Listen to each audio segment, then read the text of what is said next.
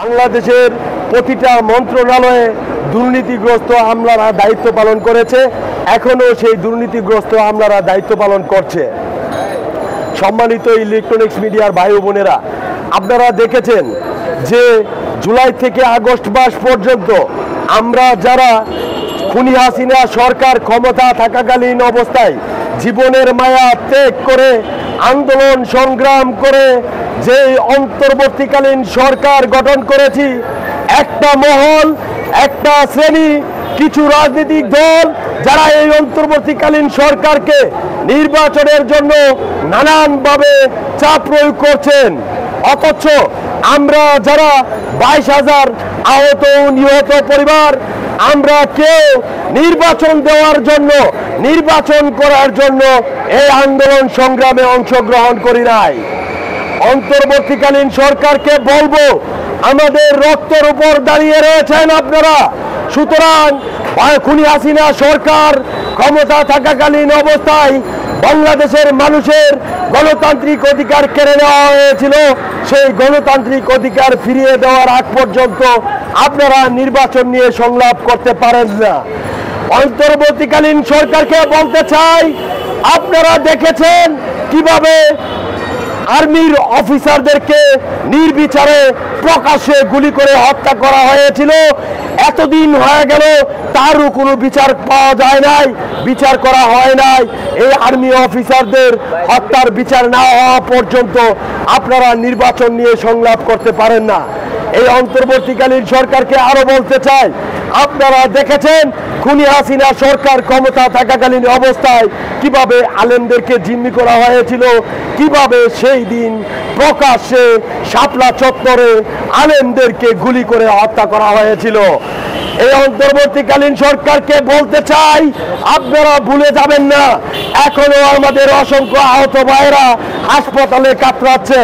আপনারা ভুলে যাবেন না, আপনাদের এই ক্ষমতায় আনার জন্য, আসার জন্য আমাদের অসংখ্য ভাইদেরকে শহীদ হতে হয়েছে, অথচ আপনারা এই অন্তর্বর্তীকালীন সরকার হিসেবে গঠিত হওয়ার পর এখনো প্রতিটা মন্ত্রণালয়ে হাসিনার দুর্নীতিগ্রস্ত সন্তানেরা দায়িত্ব পালন করছে। এই অন্তর্বর্তীকালীন সরকারকে বলবো, খুনি হাসিনা সরকার ক্ষমতা থাকাকালীন অবস্থায় বাংলাদেশের প্রতিটা থানা, প্রত্যন্ত অঞ্চলের থানা পর্যন্ত যেখানে হাসিনার দুর্নীতিগ্রস্ত ছেলেরা, হাসিনার দুর্নীতিগ্রস্ত আইন শৃঙ্খলার বাহিনীর সদস্যরা দায়িত্ব পালন করেছেন, তারা এখনো দায়িত্ব পালন করছেন। তাদেরকে দ্রুত অপসারণ না করা পর্যন্ত আপনারা নির্বাচন নিয়ে সংলাপ করতে পারেন না।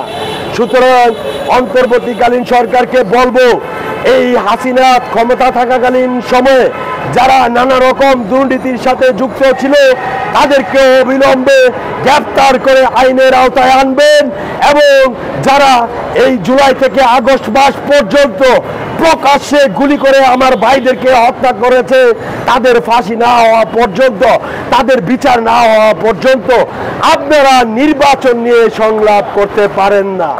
কিসের নির্বাচন? কারা চায় এই নির্বাচন? চাঁদার ব্যবসাকে টিকিয়ে রাখার জন্য, দুর্নীতিকে আঁকড়িয়ে ধরার জন্য। আপনারা দেখেছেন দেশ স্বাধীনের পর এই পর্যন্ত বাংলাদেশে অসংখ্য সরকার গঠিত হয়েছে, কোন সরকার বাংলাদেশের দুর্নীতিকে জিরো টলারেন্স হিসেবে ঘোষণা করতে পারেন নাই। আপনারা দেখেছেন দেশ স্বাধীনের এত বছর পর পর্যন্ত যখন গণ অভ্যুত্থানে আহত হয়ে হসপিটালে চিকিৎসাধীন অবস্থায় যায়, যখন ডাইরেক্টরের মুখ থেকে শুনতে হয় হাসপাতালে বিশেষজ্ঞ ডাক্তারের অভাব রয়েছে, আপনারা দেখেছেন কিভাবে এই খুনি হাসিনা সরকার ক্ষমতা থাকাকালীন অবস্থায় আমাদের যে সমস্ত ভাইদেরকে হসপিটালে নিয়ে গিয়েছিলাম, আমাদের উপর কিভাবে নির্যাতন নিপীড়ন চালানো হয়েছিল চিকিৎসা দেওয়ার পরিবর্তে।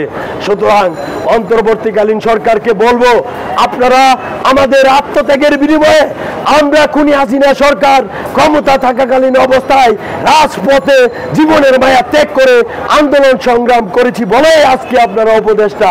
সুতরাং আপনারা বাংলাদেশের মানুষের গণতান্ত্রিক অধিকার ফিরে দেওয়ার আগ পর্যন্ত, বাংলাদেশের মানুষের শিক্ষা ব্যবস্থাকে উদ্ধার না করা পর্যন্ত, আপনারা বাংলাদেশের মানুষের স্বাস্থ্য সেবা নিশ্চিত না করা পর্যন্ত, সর্বোপরি বাংলাদেশের খুনি হাসিনা সরকার ক্ষমতা থাকাকালীন অবস্থায় বাংলাদেশের মানুষকে যে জিম্মি করা হয়েছিল সেই জিম্মি দশা থেকে আমরা উদ্ধার করেছি। এখন আপনাদের দায়িত্ব, আপনারা এই খুনি হাসিনা সরকার ক্ষমতা থাকাকালীন অবস্থায় যে সমস্ত পুলিশ কর্মকর্তা, যে সমস্ত মন্ত্রণালয়ে বড় বড় আমলা কামলারা দুর্নীতির সাথে জড়িত ছিল তাদেরকে প্রত্যাহার করে আইনের আওতায় আনে।